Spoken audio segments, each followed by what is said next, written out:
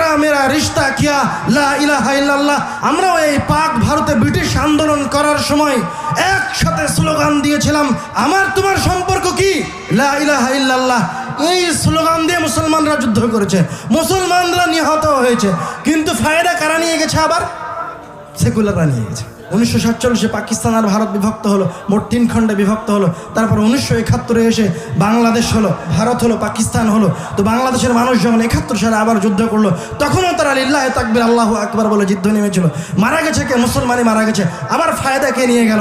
সেকুলাররা নিয়ে গেল, যারা ভারতের সাথে সম্পর্ক রাখত। আবার দীর্ঘ প্রায় 50 বছর পর 2024 সালে যখন আন্দোলন হলো, এই যারা আন্দোলন করলো তারাও তো আসলে অবগত নয় তাদের নিজের ইতিহাস সম্পর্কে। তারাও লিল্লাহে তাকবীর আল্লাহু আকবার বলে দেশ তো জয় করলো, কিন্তু ক্ষমতা কাদের হাতে চলে গেল? আবার সেকুলারদের হাতে চলে গেল।